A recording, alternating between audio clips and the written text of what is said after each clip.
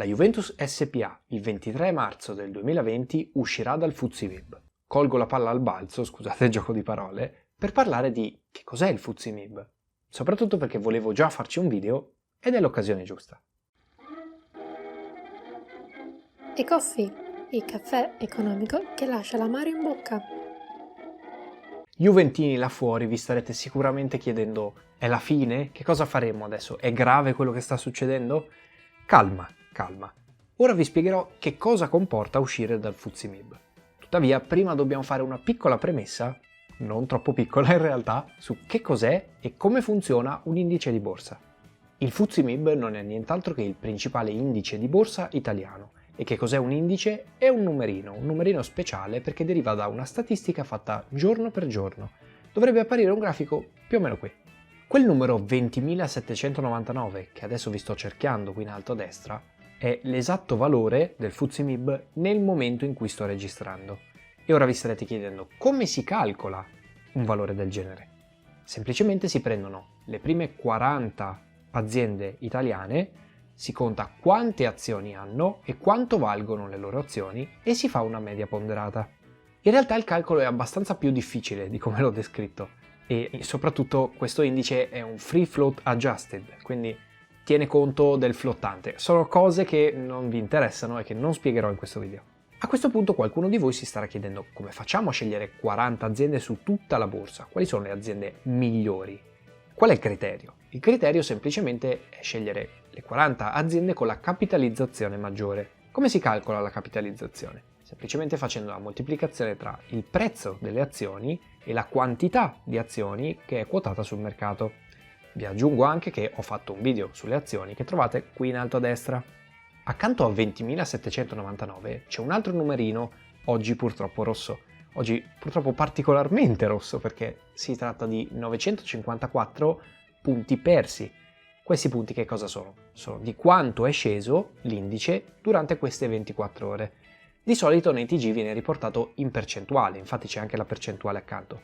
Oggi abbiamo perso il 3,5%, è una cifra mostruosa. Alle variazioni di questo indice contribuiscono le variazioni dei singoli prezzi delle singole azioni che compongono questo indice. Quindi ad esempio oggi che è sceso del 3,5% non è detto che tutte le azioni abbiano perso di valore. Significa semplicemente che o la maggior parte delle azioni ha perso di valore oppure quelle più rilevanti all'interno di questo indice hanno perso molto valore. Tenete infatti presente che in questo indice ci sono dei titoli che hanno un peso molto maggiore rispetto ad altri. Il nostro FTSE/MIB in particolare ha un peso molto orientato verso il sistema bancario, quindi un sistema bancario che perde molto fa scendere di molto il FTSE/MIB. Tranquilli, ultimissima spiegazione, poi dopo passiamo alla Juve. A che cosa serve un indice come il FTSE/MIB? Serve agli investitori per monitorare più o meno l'andamento delle principali aziende italiane. Quindi il nostro calo del 3,5% del FTSE/MIB ci indica una flessione per quanto riguarda il mercato nelle prime 40 aziende. Un'altra funzione è che sulla base di questi indici vengono costruiti dei portafogli di fondi comuni di investimento a gestione passiva. Di questo argomento comunque ho già parlato nel video che vi lascio qui in alto a destra. Quindi ora siamo in grado di capire e commentare la notizia della Juventus SpA che è uscita dal FTSE/MIB. In realtà uscirà il 23 marzo. Che cosa significa questo? Semplicemente che Juventus SpA non è più un'azienda che fa parte delle 40 aziende principali per capitalizzazione, quindi non è più nella top 40. Questo come mai? Perché il prezzo delle azioni della Juventus si è ridotto del 20% nell'ultimo periodo. Sicuramente avrete notato un cambio di inquadratura. Questo perché la simpatica videocamera ha deciso di scaricarsi. E io ovviamente non ho guardato se si fosse scaricata o no, quindi ho continuato a parlare per 20 minuti a caso, regalando 20 minuti al nulla. Riregistriamo quest'ultima parte. Nel momento in cui registro, le azioni della Juventus valgono 81 centesimi di euro l'una. Ora, come mai questo calo? Al di là delle prestazioni in campo che la vedono in bilico per quanto riguarda il passaggio alla prossima fase della Champions League, c'è anche il fatto che non verrà disputata la partita Juve-Inter a porte aperte. Io non sono qui per esprimere un giudizio, se sia giusto o sbagliato o che cosa si debba fare a riguardo. Tranquilli, non dirò la mia. Semplicemente però lasciatemi constatare il fatto che Non disputare questa partita a porte aperte significa una perdita economica ingente e soprattutto la possibilità che molte altre partite prossimamente non vengano disputate a porte aperte significa perdere milioni di euro. Ed ecco spiegato il calo del prezzo. Però attenzione tifosi juventini, vi sto per dare una buona notizia. Il fatto che il vostro titolo, quindi Juventus SpA, sia uscito dal FTSE MIB non è una tragedia. Non comporta nulla per la società, potrebbe essere solo un piccolo danno d'immagine per il semplice motivo che se sei un'azienda nella top 40 per capitalizzazione nella borsa italiana, hai una certa rilevanza da un punto di vista finanziario. Sei al centro dell'attenzione. Dovete poi sapere che questo titolo esce sì dal FTSE MIB, però entra nel FTSE Mid Cap. E che cos'è questo FTSE Mid Cap? Semplicemente sono le 60 aziende maggiori per capitalizzazione dopo il FTSE MIB. Immaginatevi una lista delle top 100 aziende per capitalizzazione, i primi 40 sono FTSE MIB, i secondi 60 sono FTSE Mid Cap.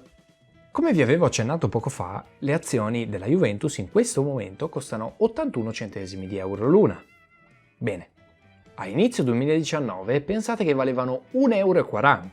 Non so se vi rendete ben conto della situazione. Probabilmente no, quindi ora vi spiego con un esempio pratico.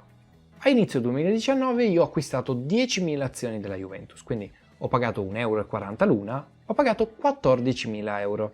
Quindi si può dire che io abbia investito in 10.000 azioni della Juventus. Ora, oggi, per una qualsiasi necessità, ho bisogno dei soldi indietro, quindi vado a vendere queste azioni. Vado a guardare il prezzo e costano 81 centesimi. Questo significa che vendendole posso fare 8.100 euro. Ero partito con 14.000 euro. Non è stata una genialata.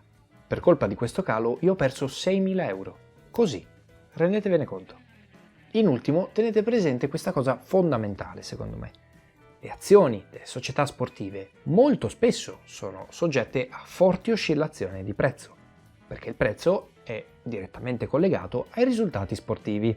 Pensate ad esempio a vincere la Champions o uno scudetto o una qualsiasi altra cosa.